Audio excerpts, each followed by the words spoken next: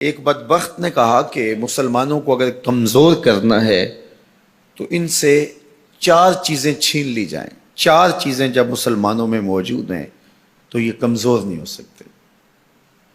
ایک قرآن مجید، یہ ان کی وحدت کی ضمانت ہے، اور یہ کتاب ان کی وہ ایسی پاکیزہ اور متحرک اور فعال تھیوری ہے جو کبھی بھی فرسودہ نہیں ہوتی، اور ہر دور کی ضرورت کو یہ کتاب پورا کرتی ہے۔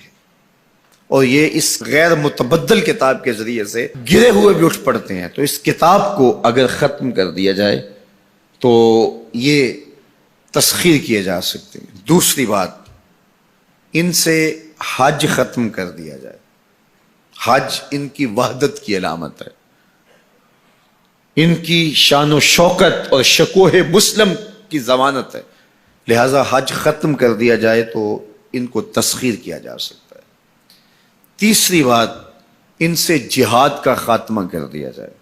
جہاد ختم ہو جائے گا تو یہ کمزور ہو جائیں گے۔ چوتھی چیز، ان کے سینے سے عشق رسول چھین لیا جائے، محبت رسول اس کے سینے سے کھینچ لی جائے۔ اگر یہ دولت نہیں رہے گی تو یہ مٹی کے مجسمے ہوں گے اور ان کے اندر کچھ نہیں ہوگا۔ وہ فاقہ کش جو موت سے ڈرتا نہیں ذرا، روح محمد اس کے بدن سے نکال لو۔ تو کہا یہ 4 چیزیں اگر ان سے چھین لی جائیں تو ان کو تسخیر کرنا آسان ہوگا۔ اب ان میں سے 2 چیزوں پر جب محنت کی گئی تو جہاد کے خاتمے کے لیے مسلمہ پنجاب مرزا قادیانی کو کھڑا کیا گیا، اور اس کا کام یہ تھا کہ مسلمانوں کی ذہن سازی کرے کہ جہاد ختم ہو گیا ہے۔ اور وہ خود لکھتا ہے کہ میں نے جہاد کی ممانعت پر اتنا کچھ لکھا ہے اور اطراف و اکناف میں بھیجا ہے، اگر وہ جمع کرنا ممکن ہو تو 300 الماریاں بھر جائیں۔ اتنا کچھ میں نے جہاد کی ممانعت میں لکھا ہے۔ تو وہ اس ایجنڈے پہ آیا تھا، نادیدہ ہاتھ اس کو لے کر کے آئے تھے، اور وہ ایک شخص نہیں تھا، 3 شخص تھے جن کا انٹرویو کیا گیا۔ سب سے مناسب یہ لگا تو اس کو انہوں نے جو ہے وہ اس کام کے لیے متعین کیا، اور جتنی بھی اس کو مالی ضروریات تھی اور حکومت کی سپورٹ تھی وہ میسر تھی۔ اسی طرح بہاءاللہ کو حج کے ختم کرنے کے لیے وہاں ایران میں کھڑا کیا ہے، اور اس نے جگہ جگہ کعبۃ اللہ کے ماڈل بنائے اور کہا اتنی دور سفر کر کے جاتے ہو، یہیں گھوم لیا کرو، تمہارا ذوق پورا ہو جایا کرے گا۔ اب یہ 2 لوگوں کو نادیدہ ہاتھوں نے ان 2 چیزوں کو ختم کرنے کے لیے، جہاد اور حج کو ختم کرنے کے لیے تیار کیا تھا، اور ان کے اوپر اس زمانے کے اندر انہوں نے کروڑوں روپے لگائے تھے۔ اب جب وہ مر بھی گئے ہیں تو ان کے متبعین کو وہ اسی طرح سپورٹ کر رہے ہیں، اس لیے ان کے متبعین جو ہیں وہ موجود ہیں۔ باقی جس نے بھی ادعائے نبوت کیا پاگل پن کی وجہ سے، یا جو ہے وہ اس کے اندر کوئی صلاحیت تھی تو وہ تکبر میں آ گیا، تو اس پاگل پن کی وجہ سے اس نے اعلان کیا، جب وہ گیا تو سلسلہ ختم ہو گیا۔ لیکن یہ جو 2 لوگ تھے، ان کو باقاعدہ نادیدہ ہاتھوں نے کاشت کیا تھا اور پھر پانی دیا تھا، اور اب یہ کٹ گیا ہے تو نیچے سے ان کی پنیری کو وہ اب بھی جو ہے وہ پانی دے رہے ہیں اور گوڈی کر رہے ہیں، اور مسلمانوں کے اندر رخنہ اندازی کے لیے انہوں نے ہمیشہ ان کو فعال رکھا ہے اور ان کو ہمیشہ وسائل فراہم کر رہے ہیں۔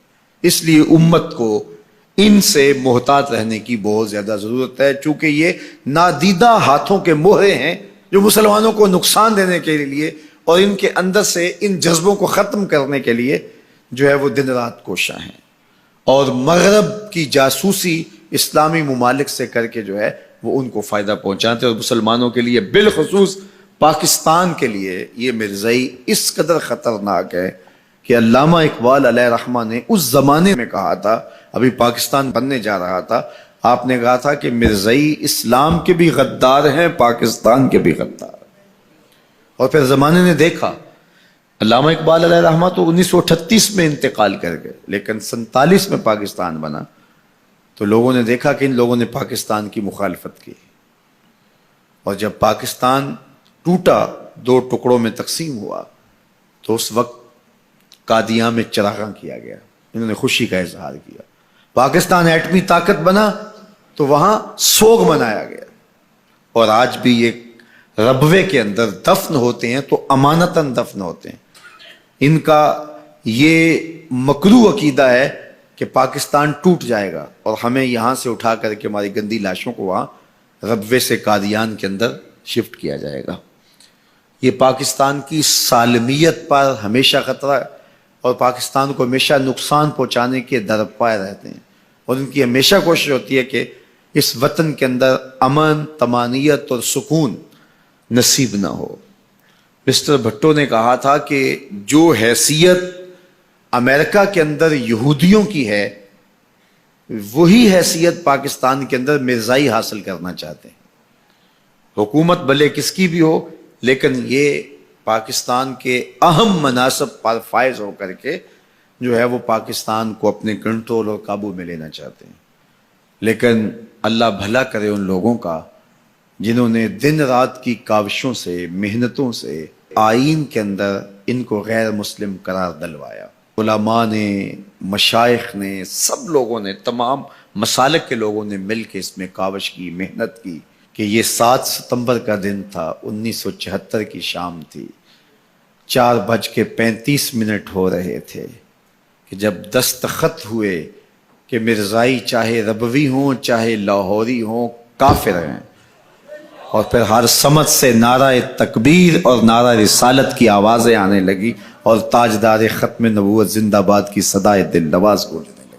پھر اس وقت سے لے کر یہ پاکستان کے خلاف سازشوں میں اور زیادہ مصروف ہو گئے. پوری دنیا کے اوپر پھیلے ہوئے مرزائی پاکستان کو رسوا اور بدنام کرنا چاہتے ہیں مختلف ممالک کے اندر، اور ان کے مختلف ممالک کے ساتھ تعلقات ہیں مختلف بنیادوں پر، چونکہ یہ تھے ان کے اور ان کے خود کاشتہ پودا تھا مرزائیت جو یہاں لگایا گیا، یہودیت کا خود کاشتہ پودا ہے. لیکن مرزائی یہ نہیں سمجھتے کہ پاکستان یوں ہی نہیں بنا، یہ کسی حادثے کا نتیجہ نہیں تھا، پاکستان محبوب کی نگاہوں کا نتیجہ تھا. اللہ کے خاص فضل سے یہ پاکستان مارز وجود میں آیا، اس لیے یہ مٹنے کے لیے بنا ہی نہیں تھا، قیامت تک قائم رہنے کے لیے بنا تھا.